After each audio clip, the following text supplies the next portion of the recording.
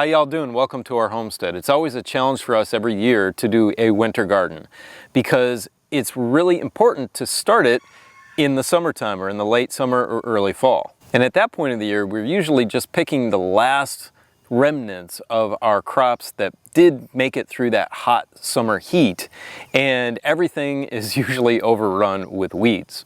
I want to show you something that has made things a lot easier for us. It's a program. It's called Seedtime, and it helps you plan out everything and keeps you on track. We used it this year for our spring garden, and it really kept us on track on when to start our seeds inside for transplant outside. They've recently upgraded the program, and it has so many more features that were not there when I started the spring garden. So I am going to show you all those new features today in the program and how to use them. And then additionally, if you sign up for the program, you still do get $5 in free seeds. And I talked to my friend who owns the company, and he said they have a winter gardening challenge that they have going on right now, and we're going to talk about that as well. Let's get going.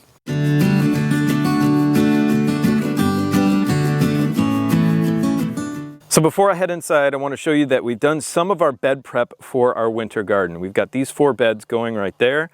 The one in the background has sweet potatoes in it, so those aren't ready to harvest yet. Over here we have this bed prepped. Right there is marjoram, so that is not going anywhere.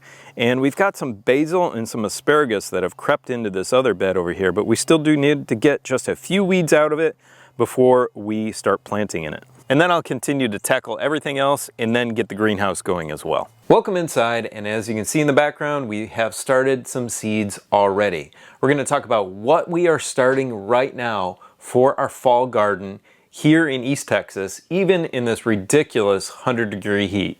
And then we're going to show you how to use the new features in the basic and unlimited versions of the Seedtime program. And if I didn't mention before, the code for $5 in free seeds for signing up for the free version of Seedtime is listed in the description below the video. Excuse the pink light on camera, it might look a little weird, but I just wanted to show you that we've got some of our cruciferous vegetables started. We've got some kohlrabi and some broccoli. We've got some cabbage and some bok choy.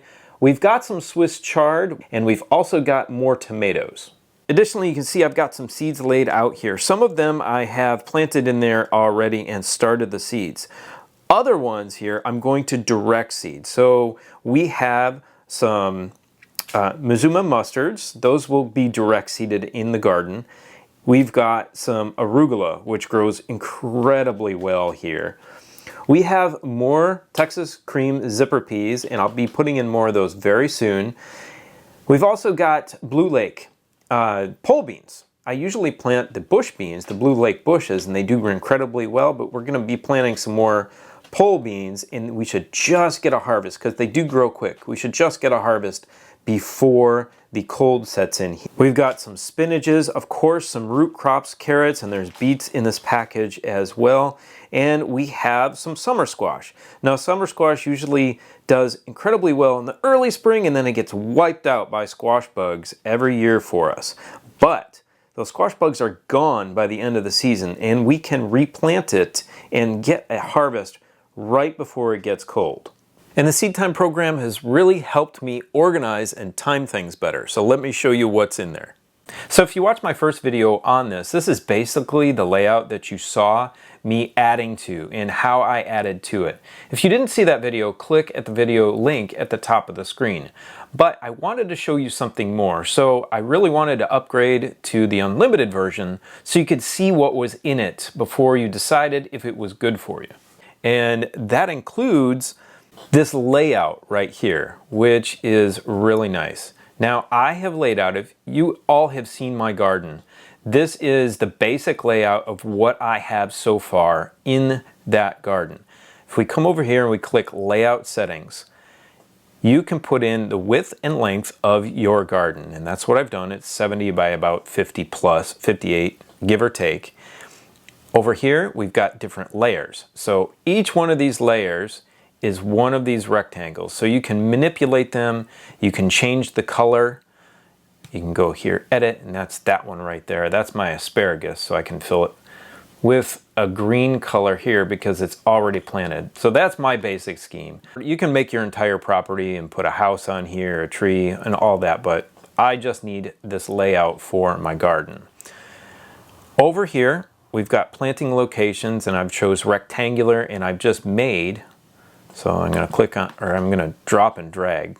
That's the best way to do it. So if I wanted to add a new bed in here, that's what I would do. I'm going to zoom in on one of these. You can see down here, this is where I currently have some tomatoes. We can really easily, look at that. I have my list of crops for my winter garden that I'm going to plant. So all I do, say I want to plant some cabbage down here next to the tomatoes, not that I would do that, but just as an example, I can drag and drop my drumhead Savoy cabbage down here. Then as I manipulate this, it shows me exactly how many cabbages that I can get in that space. That is unreal. That's very cool. It's kind of like the territorial seed planner, but I think this one is actually much nicer. I'm going to go back here and I'm going to go to our calendar. Now this is our winter calendar, but I think something that wasn't on there before, at least I didn't notice, was the timeline. This is so much more helpful than before, because you can see that all of my crops, and I can expand my crops over here, all the varieties that I want to plant, that I am ready to plant in this winter garden, I've got right here, and it's telling me exactly where I'm at, this yellow line, we're on this week in August, and where I should be with all of my plants and all of the indoor the direct seeds and all of the starts from inside.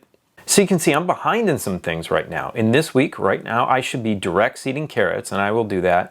And I can bed prep the beets, and I should be planting these other carrots and these beets next week.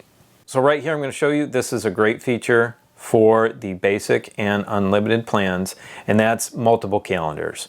And you can add these in. You can do 2 different calendars for 2 different gardens. I'm going to name this one Spring 24, so I can see if there's any overlap between my winter and my spring of 24. And I can plan for that ahead of time because I'll be able to see all the multiple calendars over here. I'm going to add my zip code in, and you guys don't know where I live, so I'm not going to do that right now. I'm going to put 8B in there. Now I've entered in my zip code, and that triggers this garden frost date calendar to come up. And you can manipulate these if you want. So if you know that your average last frost date is actually about the 16th in your area, in your microclimate in the spring, you can do that right there and change that. And then down here, something cool. It's experimental. This is a winter gardening algorithm. Now you can manipulate this, and when you save changes, it's going to say the winter gardening algorithm warning. And this is for experienced growers. And what they are doing, these farmers, actual farmers that made this program, they are calculating in things that will help you through the winter here. And you can learn more here.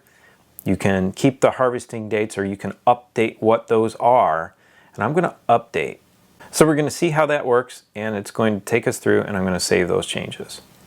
I'm going to go back to our winter 23. I want to bring you back over here, beyond the layout, and look at your tasks. Every day this is going to tell you, you can see I've got overdue tasks because I haven't marked them off the calendar.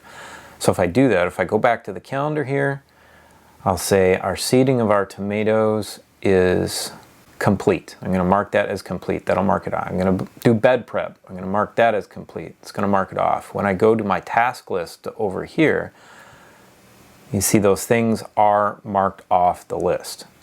A lot of farmers will write down journals, and I suggest that you do it as well. So the journal here has the date. It's got any pictures you want to put into it, which plantings you have, what comments you have about it, what happened, what went wrong, what went right, And recording everything every year is a really good thing to do for institutional memory about how to, or how certain things grew in your soil.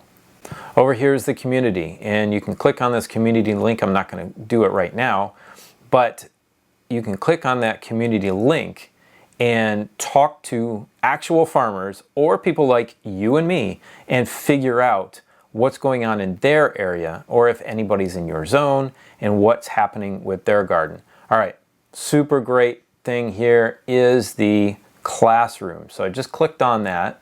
It took us to another page here, and this is for additional purchases and bonuses that you incur. But over here on the left-hand side, you've already got a lot of different helpful resource videos that are made by the guys at Seedtime, and they're actual farmers. Paul Dysinger is a farmer, and his uncle is a farmer, and they run very successful market gardening operations, and they are going to go through and help you in these video clips. And then obviously you can ask questions below on how to do certain things. Obviously here's testing your soil, here's actual planting. Some of these things are basic and some are advanced. We'll go through, talk about composting. We've got trellising. Watering is incredibly important. So there's a ton of resources for you here to be able to look at every aspect of your garden. And I think there's a small glitch here, but you can still download each video if you like. And obviously join the discussion like I said before. Now here, check this out. We've got winter gardening tips, and we've got protecting winter veggies. Now this is also part of the winter gardening challenge, and I'm going to talk about that in a second. Before I do that, I just want to show you really quick the levels of the program. And this is what I had for the past 8 months, and like I said, I just upgraded to the unlimited. It's only 13 bucks a month, but it has, you can see this list of amazing features that it has here. It's got the Seedtime layout in both the basic and the unlimited, so you can lay out visually your garden. Now, I think I misspoke a second ago. I said there's multiple calendars in the basic, but there isn't. It's in the unlimited, which is just 3 bucks more than that basic. So that is very, very, very helpful. So you don't have to redo one single calendar every single season that you're planting. So this is important. All of your gardening plots are going to be connected to your gardening calendar. So one plot may be currently planted with something, and it's going to be on a different calendar than another plot which is succession planted. So succession planting is going to be incredibly important for a little bit larger operation, or just to keep food on your family's plate throughout the winter season and throughout the entire year. So that's where this one comes in incredibly handy. So I talked about all these task journal, classroom, community, and store. They both have all of those, and they are putting together some weather applications that will help farmers wherever they are across the country. And then these are really interested, especially if you're thinking about starting a market garden or a little bit bigger gardening operation. Recording your inventory and tracking your seeds is super important, especially if you're saving seeds and you need to know their age, and putting it in the computer is really nice. And then this is going to show up. I think this is going to be kind of like an Excel type of layout, and it's going to show your harvest amounts, seeding amounts, you know, that's going to give you germination rate and number of transplants you put out and tons more. And then some more analytics, and these both have 30-day money-back guarantees. And then over here to the store, they've got your vegetables, herbs, flowers. They've got a ton of growing supplies. And here is their farm center. And this is a family member of theirs, and we've ordered from them before, and we know them, and they're beautiful, great people. So right now, every week, going into the fall, Seedtime is doing what's called their Winter Gardening Challenge. And they partnered with 3 people that you probably know very, very well.